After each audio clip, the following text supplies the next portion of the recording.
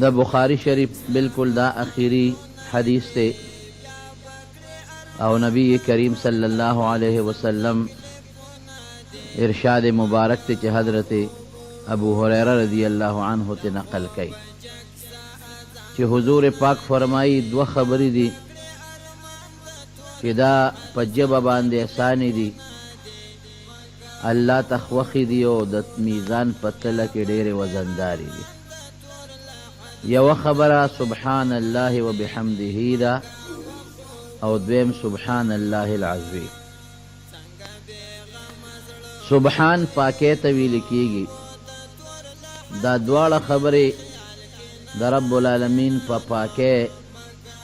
دلالت ورکی او دا دوالو خبرو مقصد دا دے چی رب العالمین دا ہر عیبنا پاک دے. رونو دا ہر سڑی دا خوخی کہ دے دا ہر عیبنا پاکے ما پاکی دار چا خوخی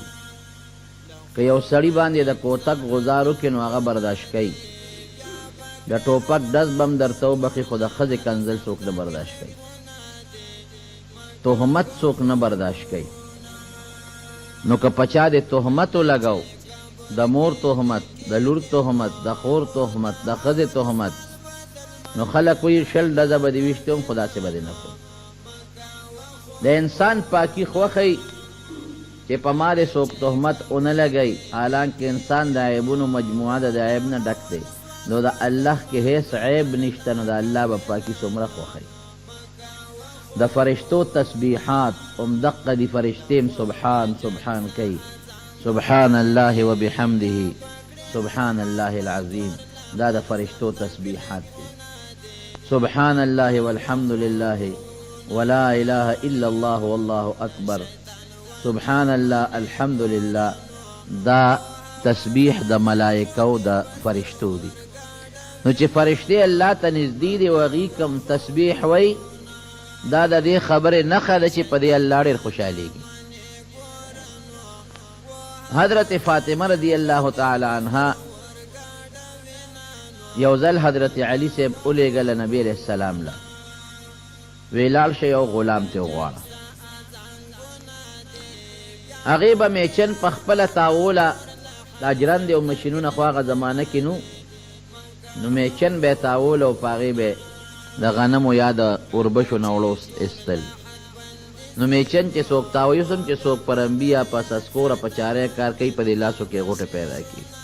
دی دینو کے غوٹے پیدا شوئے او استا بے گیا پخپلا چولا داغی اس صفی بے پخپلا کولا او یو غٹ بسترو چے غم دا ساروی سرمن وا دشپی با پی حضرت علی و حضرت فاطمہ رضی اللہ تعالی عنہما دوارا او دکی دل و دروازی بے پی استا گیا چولا. نو علی سے فاطمی رضی اللہ عنہ توی چی دا سیوکا تورش رسول اللہ صلی اللہ علیہ وسلم لغلامان مریان را گلی یو تیو غوارا نو تا سر با دے کار کے خویو بوٹے ساسانتیا کئی کر. فاطمہ رضی اللہ عنہ چرال نبی علیہ السلام کورنو چی کل راغی خبر شو چی فاطمہ راغلی و ند حضور پاک دے سر دیر زیاد محبت و مینوا نو پخپل ورکرا لار. حضرت علی رضی اللہ عنہ فرمائی کہ دا سے وقت راغی چی منگ دوار املاستو وی منگ پاسیدو راتے ہوئے چی ما پاسے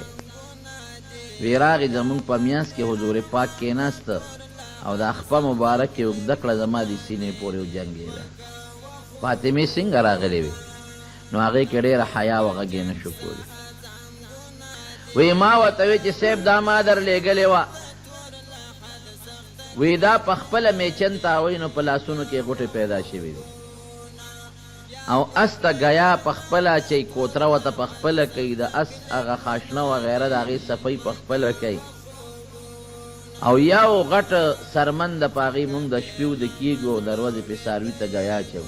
ما درو لے گلا چی یرا نبی علیہ السلام لغلامان مریان دا غلی دی نو کتالی یو درک نو پدی با لگا راحت و سہولت بش کور کی جارون پخپلا وی دا کور خدمتم کئی. حضور پاک مبارک دا گور فاطمہ رضی اللہ عنہ دیر زیادہ گرانا او دیر زیادہ خوخوا او پلونو کی بیا دے سر دیر زیادہ محبت ہو لکه یو موقع کې فرمایلی چې فاطمتو بزغة مني زما د غوښې یو ټوکړه ده فمن اغضبها فقد اغضبني که چا دا خفه کړه نو دی خفه کړم او که چا زه خفه کړم